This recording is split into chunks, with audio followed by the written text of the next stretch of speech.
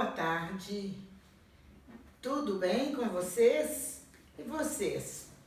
Como estão vivendo essa quarentena ou quaresma, como disse muito bem a nossa colega Vivian, por sinal, uma excelente palestra que ela deu.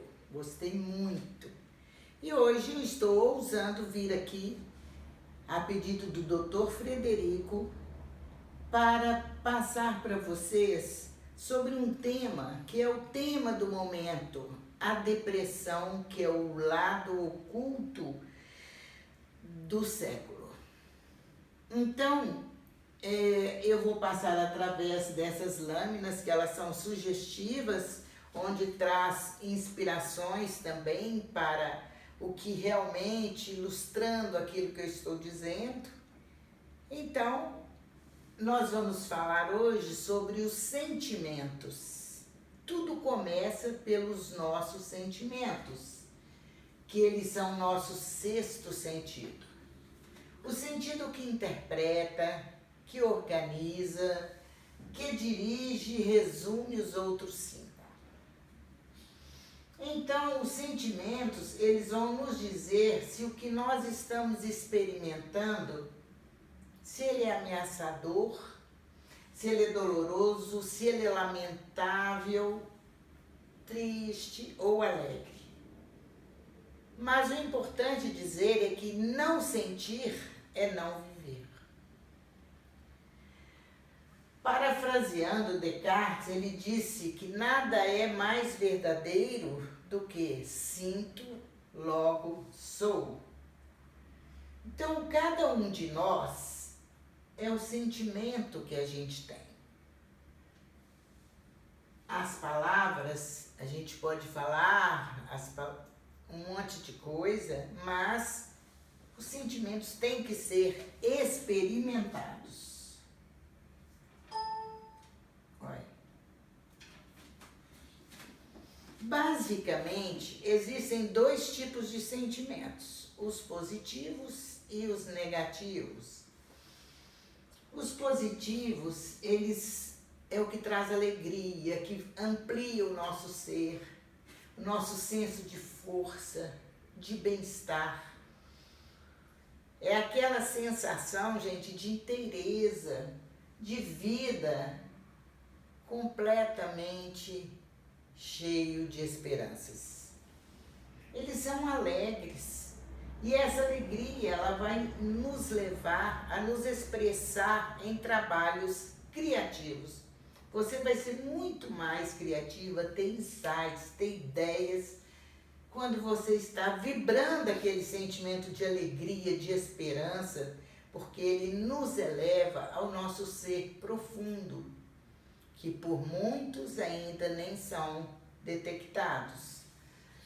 Ele te dá, portanto, uma sensação de renovação. Uma renovação de tudo aquilo que você já viveu até agora.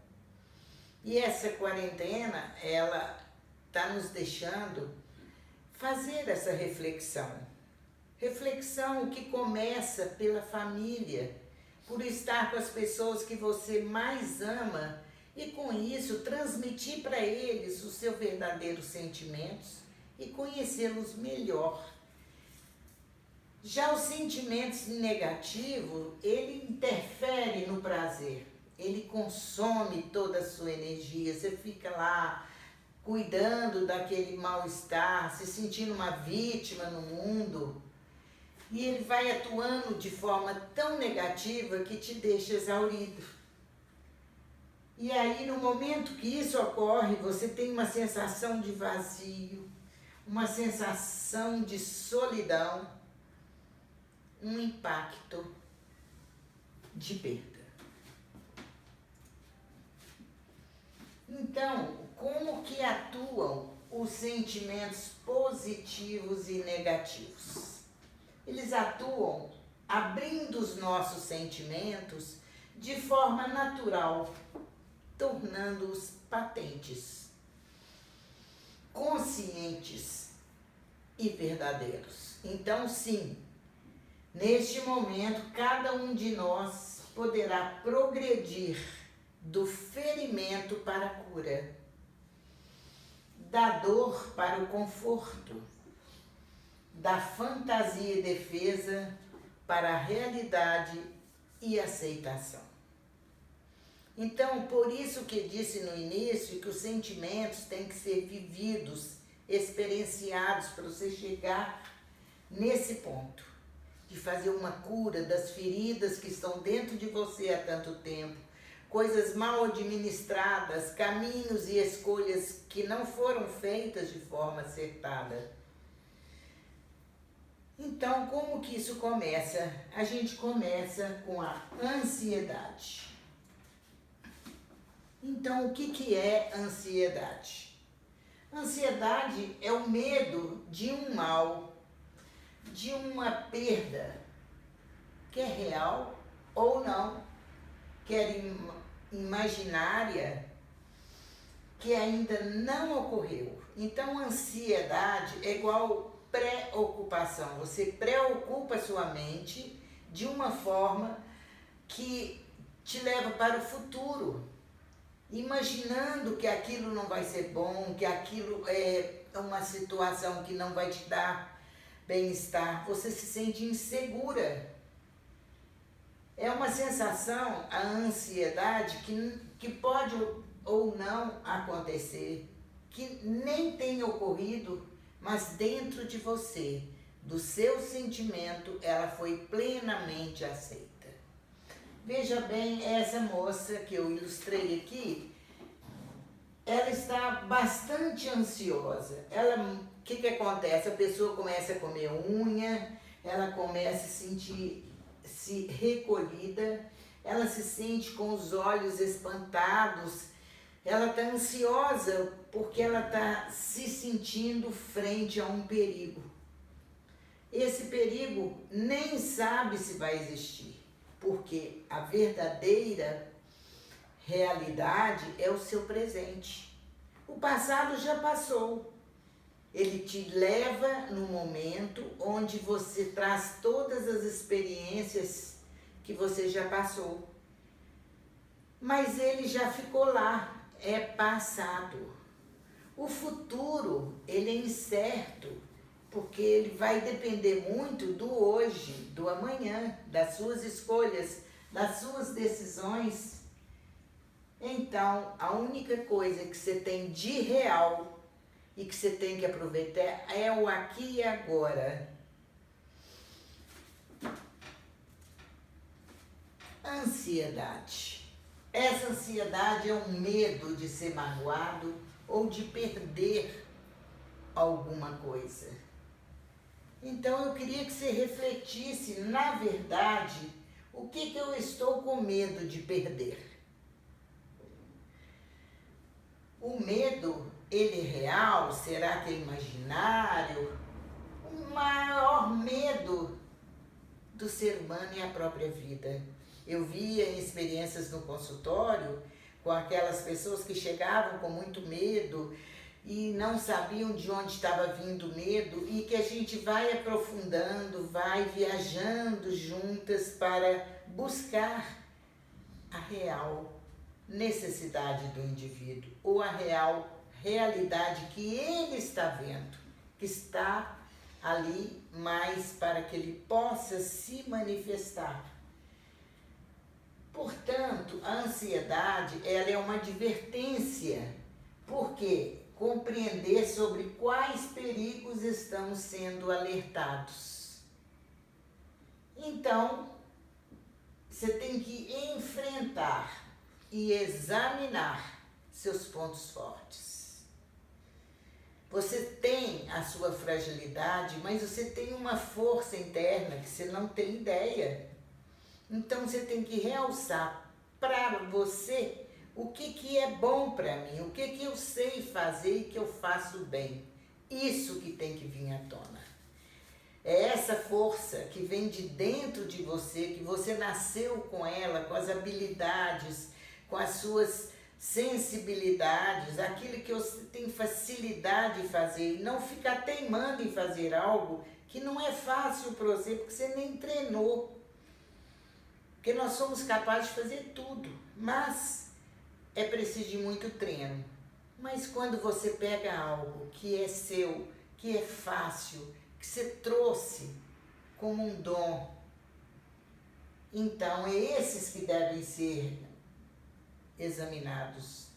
Quando as fraquezas são convertidas em forças, então as pessoas se transformam.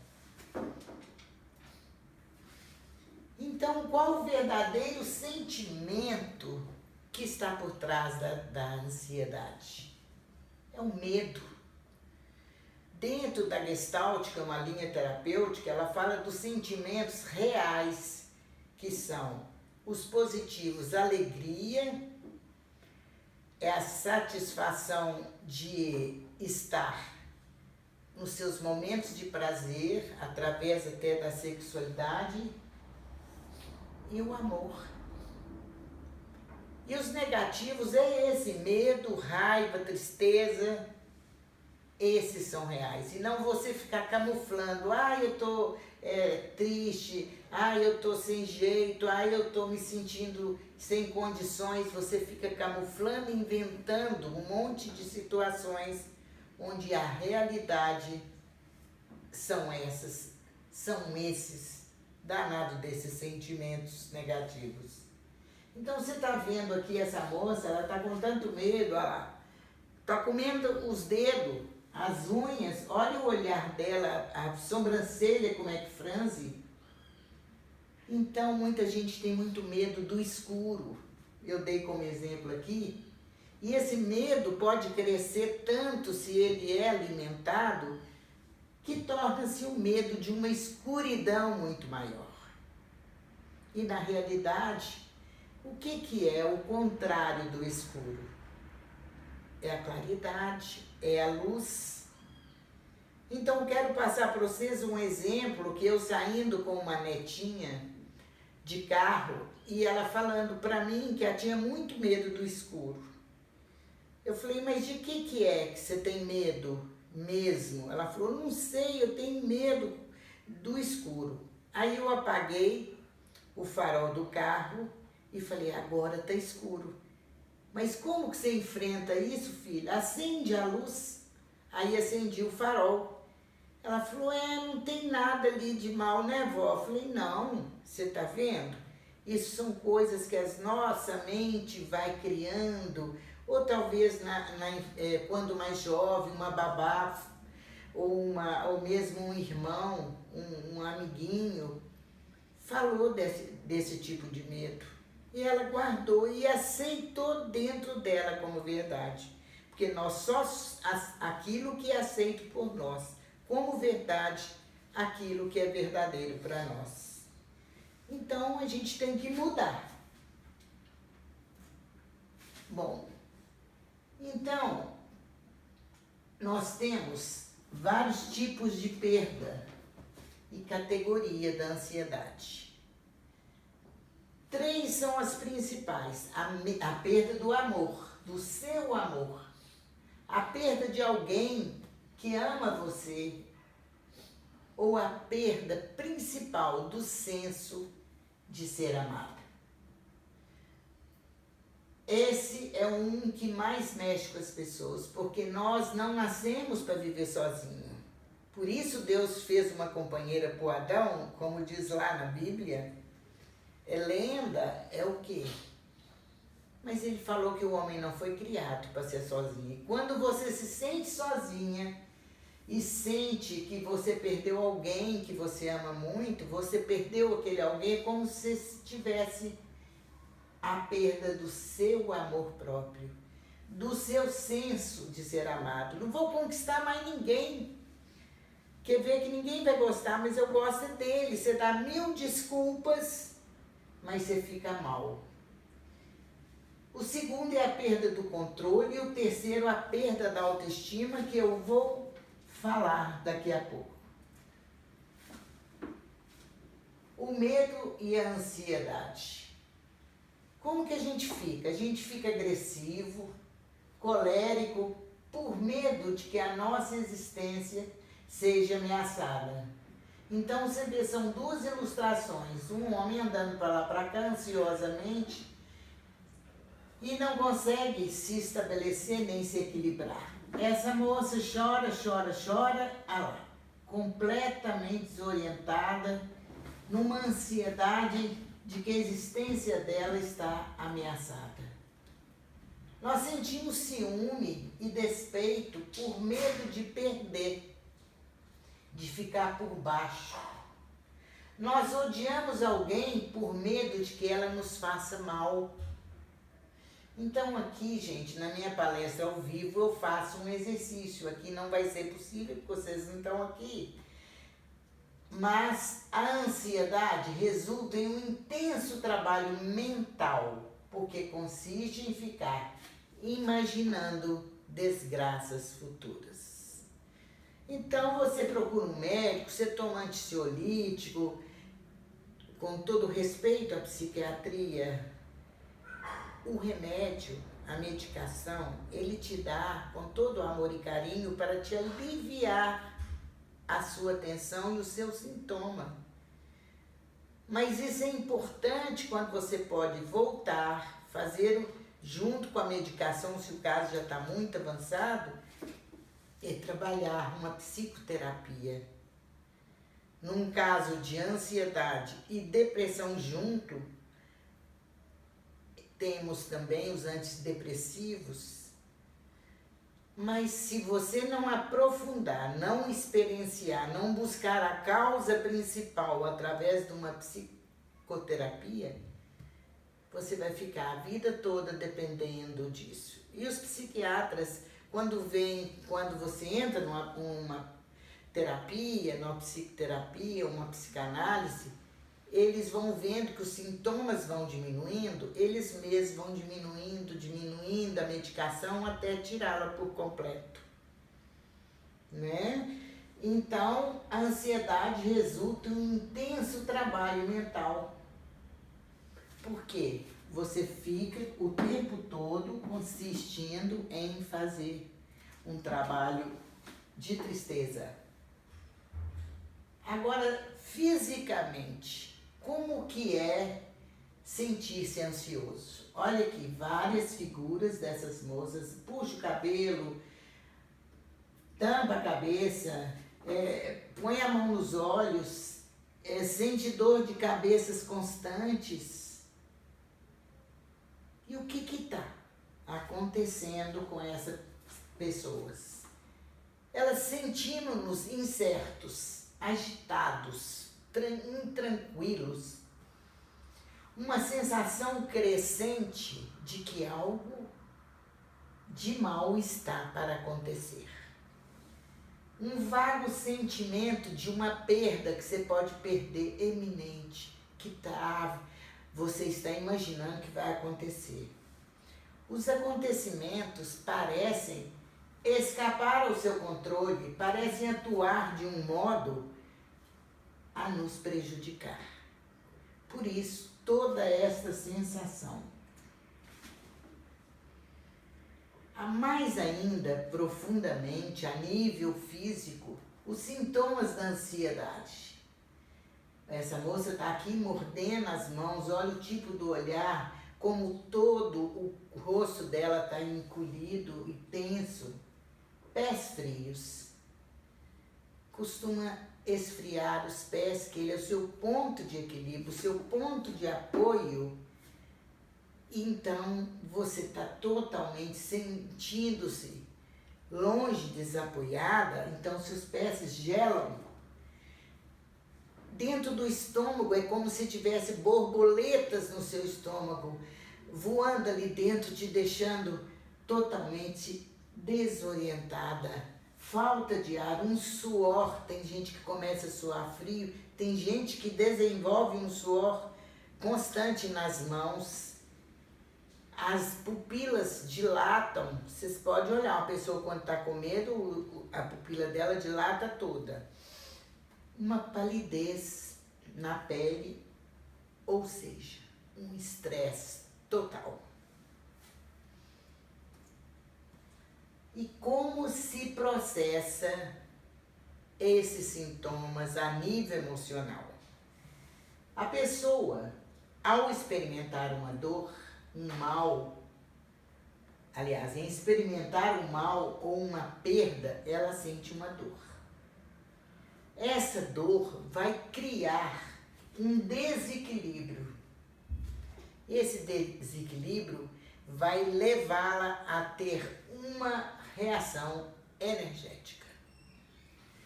Esta reação corretiva precisa ser dirigida para fora, para a fonte da dor. A expressão dessa energia chama-se raiva.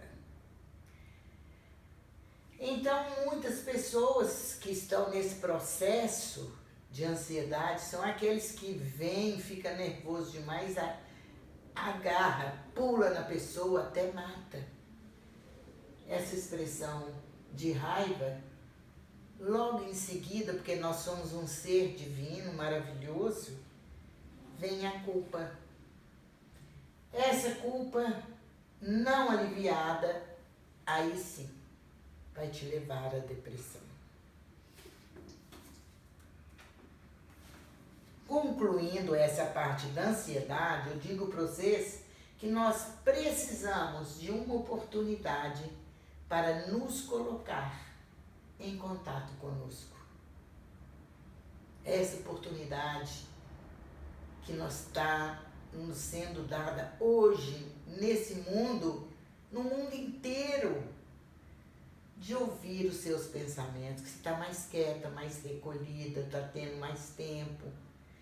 Então, prestar atenção, ouvir os seus sentimentos, aceitar quem você é realmente e assumir responsabilidade por sua vida, porque nós temos tendência a sempre tudo que nos acontece colocar foi por causa do fulano. Então, em relacionamento, eles falam, aí, olha, veja o que você fez eu fazer. A culpa é sua. Não. A culpa não é de ninguém. A culpa é nossa. Nós temos que assumir responsabilidade por todos os nossos atos e estar convicto da direção que é certa. Então, passando para especificamente a depressão, que a ansiedade é o medo da mágoa, da perda. A mágoa, a perda vai te conduzir à raiva. A raiva contida vai te conduzir à culpa. E a culpa não aliviada te conduz à depressão. Certo? Ficou claro para vocês? Então, o que é depressão? Depressão é isso aqui. Essa moça se escondeu, se encolheu toda e está cheio de pessoas no hospital psiquiátrico, internada, e que não é louca, simplesmente entrou num estado mais profundo de depressão. Porque ela vem devagarzinho, ela vai andando, você vai ficando, tendo um problema, tendo outro e tal, e você vai ficando triste. É uma sensação de que você está esquisita, que você está infeliz, está melancólica, está na fossa. E esses sentimentos que estão por trás da depressão, o que você faz com eles? A raiva e a culpa são os principais que te levam à depressão. Culpa por ter expressado o que você tem de pior, o seu estado emocional alterado, de forma a prejudicar e magoar o outro. Então eu pus aqui, só para ilustrar, esse bonequinho aqui, que é do medo, olha lá, o grilo, tadinho, todo morrendo de medo, a raiva saindo fogo pelas cabeças dele. Vamos pular esse aqui, ó, nojinho, tô com nojo, com antipatia, mas que mulher chata, mas que homem enjoado. A tristeza que te deixa impotente, te deixa amarrada, te impede de ir, de caminhar. E olha aqui, se não é só isso, você é isso, alegria. Você nasceu para ser feliz. Se você não tá feliz, é que tá errado. Porque Deus é felicidade e alegria. E você, como filha dele, você expressa uma situação dessa, você foge do seu ponto direcional primário. A depressão e a culpa. Vamos ver. Olha bem, a depressão não ocorre por sua culpa. Não é uma fraqueza a depressão mesmo quando ela se instala, é uma doença. Olha como essa moça sente, todo mundo acusando, o outro apertando, o outro querendo agarrar. Olha a cara dela, medo, muito medo. Mas não é culpa dela, ela chegou nesse estado, porque no momento que ela entrou em depressão e em tristeza, como nós somos, acredito eu, pelas minhas crenças, que você está conectado com o mundo todo. E porque existe essa conexão, mas o sentimento é tristeza, você chega num ponto que você se interliga com todas as pessoas do mundo todo que está nesse tipo de sentimento. E a tristeza vai aumentando, a depressão vai aumentando. De repente você fala, nossa, fiquei triste só por causa disso. Não, esse trem está errado. Porque não é só seu. Você atraiu, existe a lei que diz, né, do retorno. Você atrai aquilo que você pensa, sentimentos, emoções, tudo é atração. Então,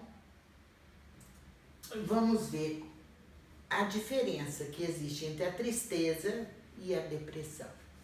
A tristeza é um sentimento de esgotamento que se segue à mágoa ou à perda.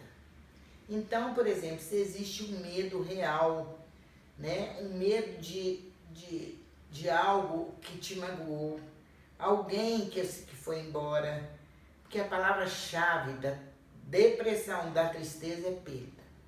Por isso aquele questionamento do início, o que eu perdi? O que eu acho que eu estou perdendo? A depressão não, mas esse sentimento de tristeza depois ele passa. Agora a depressão não, ela é uma doença tanto como a diabetes, a pressão arterial elevada ou as doenças cardíacas, que afeta seus pensamentos, seus sentimentos e seu comportamento. Então vocês podem ver que é uma coisa mais séria. Então, no início eu falei para vocês sobre a existência de 3 tipos principais de perda. É a perda de alguém, que eu falei lá na frente, que ama você, ou perda do seu amor ou do seu senso de ser amado. Mas eu expliquei bem, agora vamos aprofundar na perda do controle e a perda da autoestima. Cada um de nós se sente vulnerável. Às vezes, isso te leva a uma maneira diferente.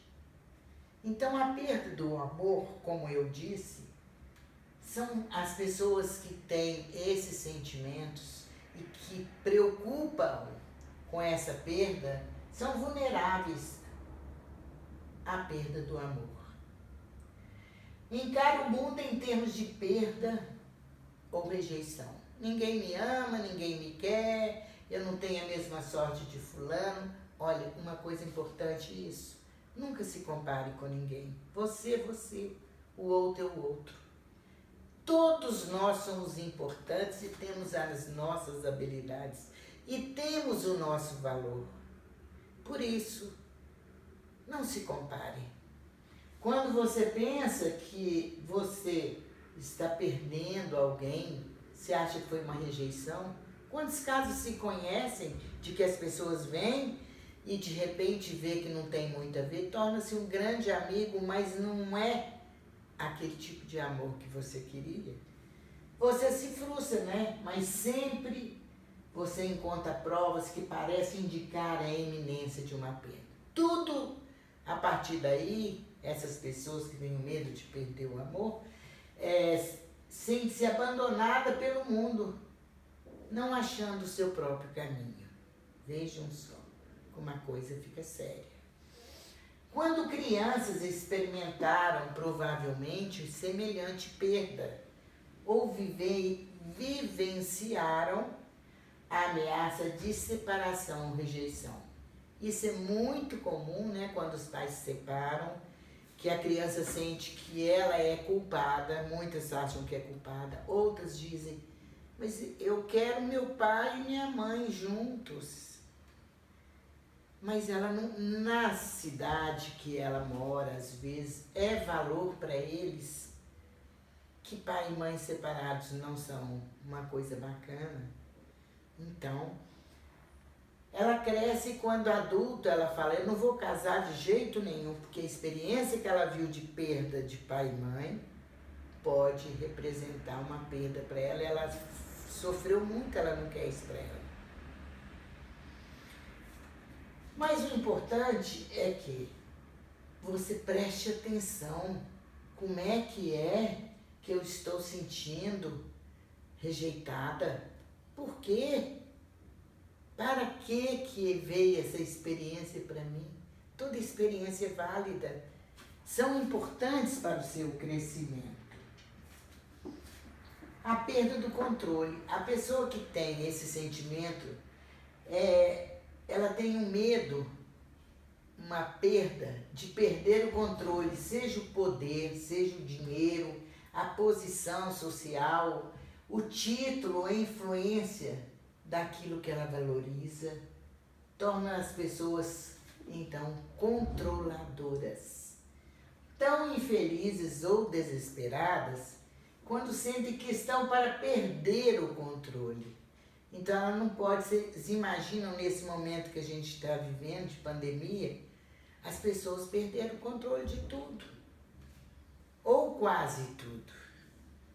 Mas não é mais aquela vidinha de rotina, aquela vidinha de ir, daquilo que você já conhece. Está tudo confuso. Você não sabe, você não vivenciou esse momento. As pessoas que receiam perder o controle fazem questão de estar no controle o tempo todo. A ordem e a rotina a que se apegam parece mais importante que os sentimentos. Então, admitir que está magoado e ansioso é isso que te faz perder o controle. Nunca devemos estar preocupadas em ter o controle de tudo, é muito desgastante, gente. E a perda da autoestima? Esta é muito triste, porque as pessoas desencadeiam a ansiedade. Ela pode ter a aparência do medo de falhar, do medo de ser exposto como indigno ou de ser ridicularizado. São sempre assim pessoas competitivas e estão sempre em situações distintas. Quando ela se sente sufocada, quando as outras pessoas ultrapassam os seus sentimentos, os seus valores, ou atingem determinadas feridas que estão ali dentro. Então, o verdadeiro sucesso, ele não pode ser alcançado enquanto você estiver querendo ser julgado pelo seu desempenho. Primeiro, nós temos que ser, para depois ter. Ter com qualidade.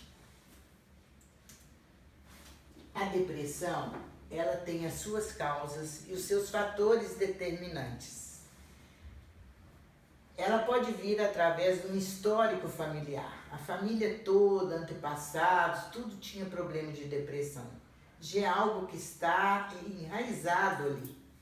E ela viveu com isso, foi gerada desse jeito. A mãe passou todos os sentimentos desse tipo para ela. Então, mesmo que ela não apresente isso durante os primeiros anos de vida e tal, mas ela, lá na frente, se for algo mais significativo para ela, para o valor dela, ela pode chegar à depressão.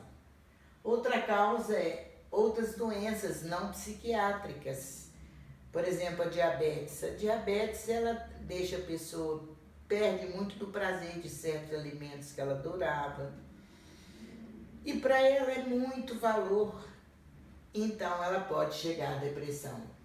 Alguns medicamentos que às vezes fazem efeitos contrários.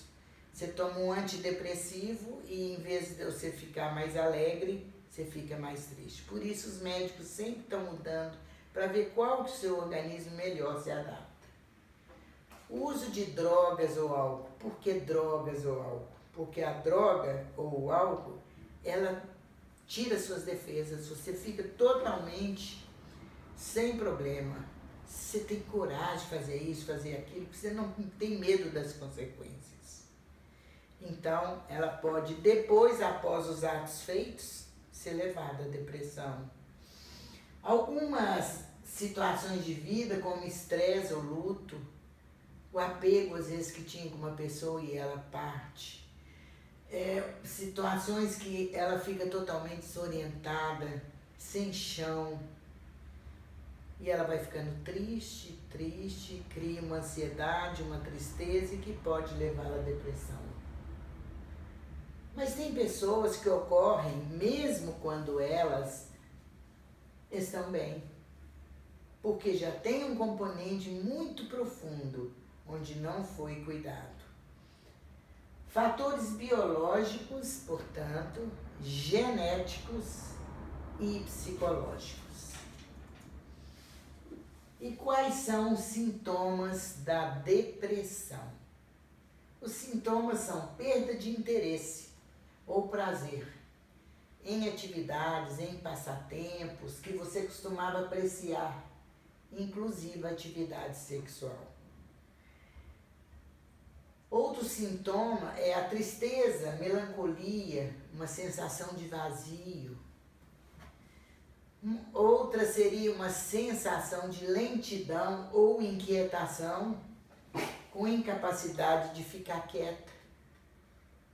Então, vocês veem que a ansiedade é ela que pré-anuncia, se não tratada, a uma depressão.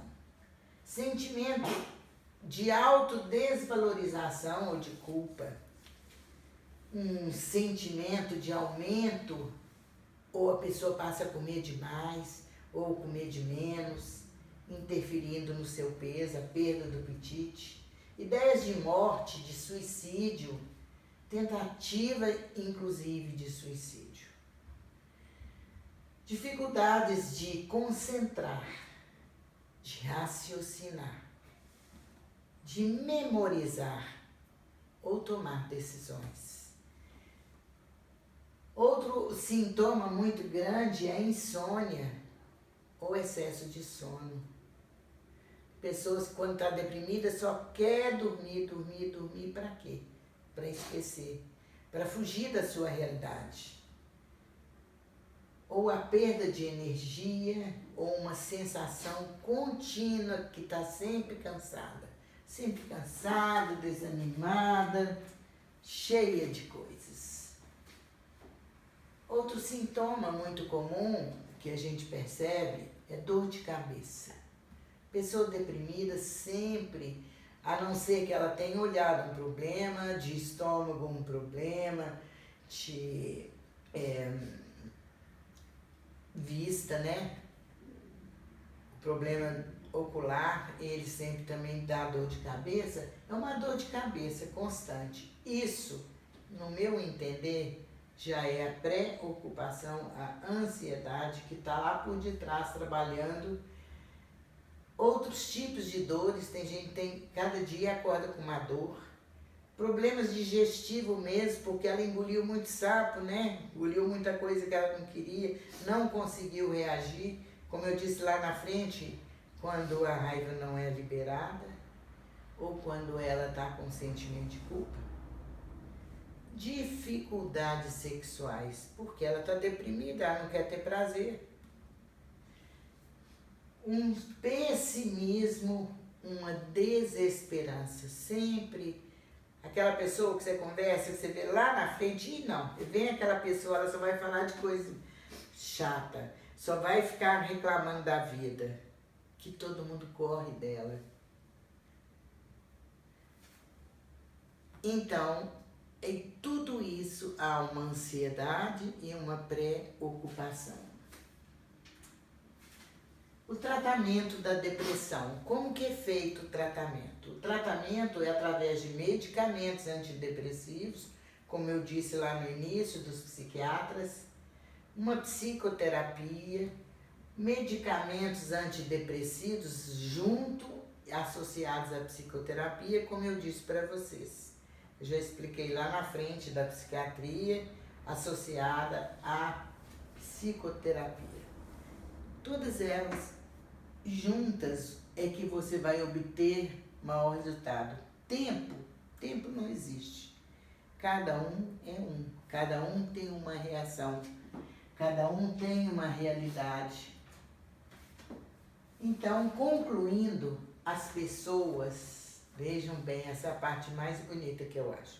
As pessoas que recuperaram da depressão, muitas vezes são capazes de dizer: fui punido bastante por meus próprios sentimentos. Chegou a hora de fazer alguma coisa por mim mesmo. Então é tudo a partir de uma decisão. Quero viver minha própria vida, porque muitas vezes você fica vivendo o que o outro vive, se baseando em uma porção de crenças, de atitudes de outras pessoas. Mas você precisa arranjar coragem para você crescer de novo. E esse, gente, é um momento maravilhoso. Quando a tristeza bater na sua porta, diga para ela: olha, não dá para te atender, porque a alegria chegou primeiro. Então, muito obrigada.